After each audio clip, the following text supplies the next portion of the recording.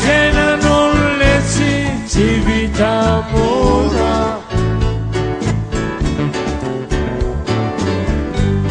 raha voasolona fakeo elabeny fanakora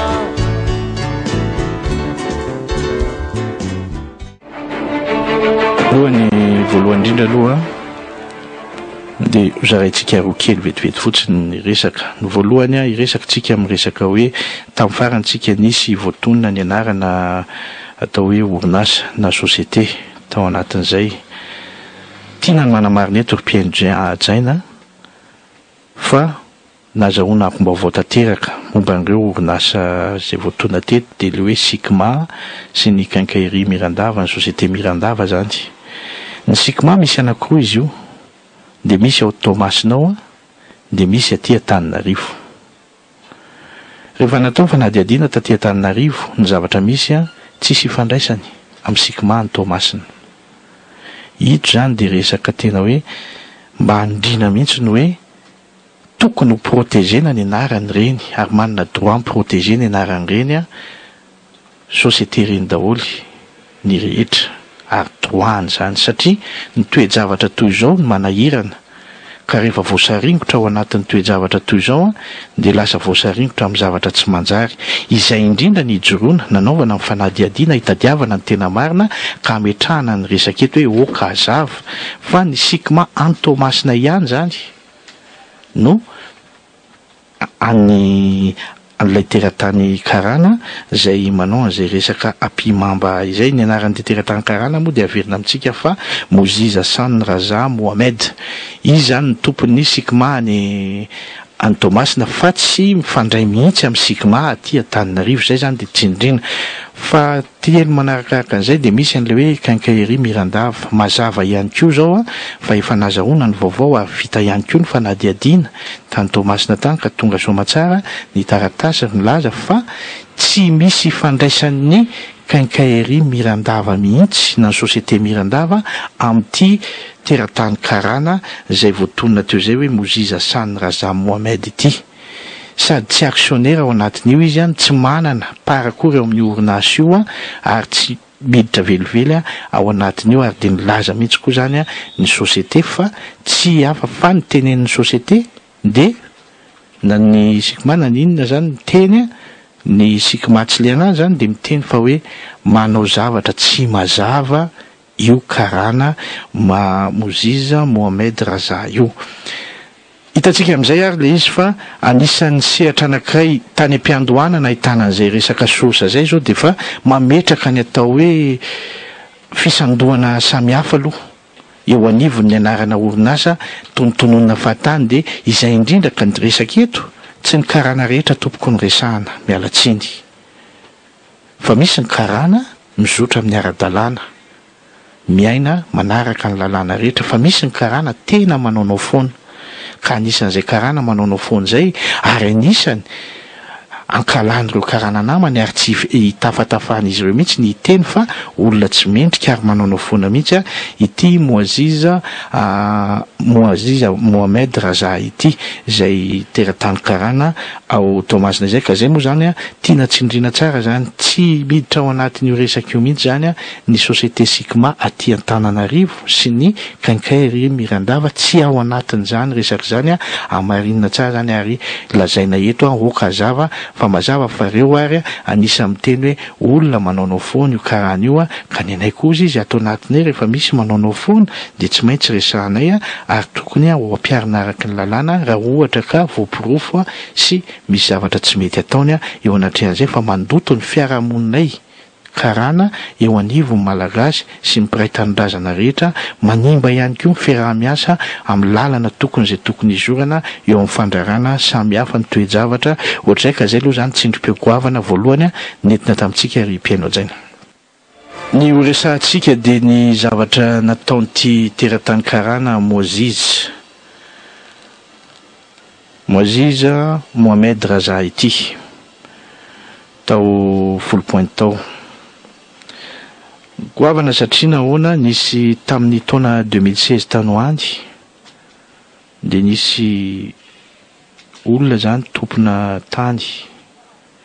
ary borné titré ara-dalàna tao 10 pointy. Ny zavatra niseho teo anatrehan'izay toe-javatra zay a raha matoa efa lehibe io a efa any amin'ny 7-7 taona no anty de nametraka ny toerana izy amin'izay misy azy a nametraka ny clôture tsara ary mba hanitatra ny asany sy ny karazany zany. Ny zavatra niseho mpiaino jaina de izao misy parany io karana io zany atao hoe parany tsy parany zay nga manilazana azy eo amin'le toerana zay tsy mikasika akory ary lalana izy io de nilana vaniny a hoe efa namelany le tompotany zany tena namelany le tompotany any amin'ny 5 mètres mahery any hoany zay tena hoe mikodana tsara zany lalana fa ny zavatra misy a tsy neken'le karana ty le mozizy ty zany io toe-javatra io de ny zavatra nisy tamin'izay fotoan'izay a de mipotipotehana tsotro zao a lay le tsy naniry teo a teo amin'le tokotan'le olona zany fa hoe manelingelina ny lalana ony tsisy hevitra fa salam'izao de nilana vany nefa mbola paran'le tan'le olona ary mbola namelany ary lalana misy taratasy zany a ara-dalàna. Raha niresaka hoe fahazahoana ny taratasy ny ataontsika hoe ny permis de construction sy ny karazany ary mbola nidinika ary ny tompon'io tany io malagasy tamin'ny commune hoe ahoana ny fomba natanterahana tao amin'ny commune tao 10 pointy tao zany de nanazava tsara mihitsy ary nahazo an'izay taratasy ara-dalàna zay. Ny zavatra nisy ohatrany tsinitsinina fijeren'le karana an'le zany rehetrarehetra zany fa de niazy ihany nataony mipotipotehany ary de nigafiny de nanorenany toerana trano fefefeny teo le toeran'le olona. Nisy fitoriana zany nataon'ireo tompotany ireo tamin'izay fotoan'izay rehefa nataon'izy ireo ny fitoriana verenjavy ny fitoriana io ary tena mbola zava-doza ary tamin'izany hitsaritsika n'le toe-draharaha ny tena zava-doza zao nandefasana polisy mihitsy avy any Tamatavy naka n'io ramatoabe 7-7 taona io fa andeha atao ankety sy ny karazany eo zany na sadaikatra fa so ihany le zanany mirahavavy tany toerana mba avitra aloha zany de tsy maintsy nanara-maso akaika ny toe-javatra nisy a tao anatin'izay. Tsy vitan'izay fa notorian'le karana koa zany ny reniny le ramatoabe io ny renin'izy mirahavavy satria mananjanaka mirahavavy izy zany de notorian'le karana ihany koa tamin'ny tany ary ny hoe ary nangatahany mihitsy zany ny annulation na permis de construire ny men'ny commune tao 10 pointy eo ihany koa ny angatahany ony a ny andravana ny fefy izay efa natsangana tsy mipetraka fotsiny kosa le ramatoabe fa mba niady hatramin'ny farany ary nanara-dalàna ary manana ny rariny ary voaporofo ara-dalàna mihitsy araky ny tokony ho izy fa ny zava-doza de zao taorianan'izany andro rehetrarehetra zany ny tamin'ny tribunal administratif de nanao audience namoaka jugement zany namoaka jugement resaka ordonnance io zany ny filaza azy raha ny taratasy tonga tamin'ny 10 pointy ny huissier nanatitra taratasy andro zoma io tao amin'ny tribunal momba ny resaka hoe démolition de clôture tamin'ny référé zany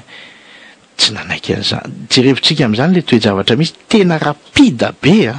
nefa le fitoriana napetraky le tompotany izay nanara-dalàna araky ny lalàna tokony misy ary tena hoe nanaja ny lalàna tsy tavokany ary manana taratasy ara-dalàna tompony tany izy tsy misy mihitsy fa fotoana foy ange ny odinan'izany zavatra rehetrarehetra zany ary tena mampiaiky ry mpiaino jainy tena mampiaiky ka izay indrindra no amelomantsika ny lakloseto hoe inona ny zavatra miseho ao anatin'izany toe-javatra zany ny fanaovana bodongerina an'ilay tanin'olona satria ve ianao karana manam-bola ka sanatria hitetika apetrako aloha zany hoe hitetika hoe iaina amin'ny volanao a sy anodikodinanao amin'ny volanao ao anatin'ny raha maloto ka anapotehana an'le malagasy teratany malagasy a izay miaro ny fananany tanteraka ka mijoro amin'ny ara-dalàna mandeha amin'ny lalana tokony ho izy zavatra mahagaga nahazo rariny nandritra ny fotoana rehetra ny karana raha ny raha-pitsarana ny zava-nisy tao anatin'izay ary tena hoe nanaitra ny olona rehetra mihitsy fa le tompon-tany nakavoka moa izy ireo tao anatin'izay nanazava ihany koa ny mpisolo vava ny toe-javatra ohatr'izay ny mpisolo vava koa mahay lalàna ara-dalàna araka ny tokony izy fa voaprovo reto daholo ny taratasy na ny resaka permis de construction tamin'izany sy ny karazany eto ambany masontsika daholo ireo atota taratasy voalaza rehetrarehetra eo kanefa ny zava-misy tsy mandeha araka ny lalana tokony izy eto zany de tena anairana mihitsy ny tompona ndraiky-pahefana ny any amin'ny fitsarana ny any amin'ny bianco naiza hoe mba jereo indray mandeha tompoko zay zany mba faniriny le malagasy tompo-tany nanara-dalàna miaina amin'ny tany nanajary ary tompony fa de tena hiarany tsindry azo lena loatra ataon'ity karanty tao anatin'izany iny nisy fotoana misy tany mirefy any amin'ny dozara any hoany manatompo izy io na anaovana construction illicite nataon'ity moazizy ity ihany fa tena niala amin'izao koa ny tompon'io tany io niala amin'izao satria tsy maharesy azy hoe fa maninona ary ny zavatra tena resahana zany tena nampanjaka sy nampiteny ny anarany tamin'ny anarany resaka kolikoly ity karanty apetrako zany ny fanontaniana hoe izy avy no niaraka nanao kolikoly tamin'ity karanty ka nahatongavany tamin'ny toe-javatra manahirana toy izao ka farany feno ny kapoka ny teny raha malagasy ary nijoroany tanteraka raha matoa efa 7 taona efa kely sisa zany de 9 taona reny mpianakaviana fa mieritreritra hoe antitra be nga io raha matoa tsy afaka anao ininona tsony mbola manana taranaka faramandimby izy tsy io ihany mbola betsaka ny dossier momba n'ity Moaziza Mohamed Raza ty ao Tomasinao mbola eto amintsika daholo fa tsy ho voatanisy eto fa ty aloha zany no entintsika amin'ny fotoana manaraka anay mbola hoentintsika eo ihany ny dossier isan-karazany fa ny zavatra tiana ampitaina de zao hoe nanome tokony ny fitsarana fa manao ny asany na velombolo ny rehetra ny fijoroan'ny SMM ka nilazany tsy anaiky ary iady amin'izany atao hoe kolikoly zany nalaza tokoa teto ange ny SMM tamin'ny fotoan'andro ny vahiny teto amin'ny fandarana koa ny aiky mihitsy fa hoe tao amin'ny tribunal nisy ny kolikoly fa ankehitriny kosa manadio izahay manavoana ka eto zany mba hanao ampainona lakilosy jereo akaiky raha momba n'ity karana ty zany aloha jereo akaiky ny toe-javatra misy sy ny lalana ny zorany hoe ara-dalàna marina ve fa misy taratasy mipetraka ara-dalàna na any amin'ny bianco na eto de isorana mihitsy aloha ny tao amin'ny gendarmerie fa tsy nanaiky ny kolikoly izay mipropose n'ity karana teratany karanty fa tena nanao ny asany ary nijoro tamin'ny famarina ary anisany niaro an'ity tompon-tany tao 10 pointy ity mihitsy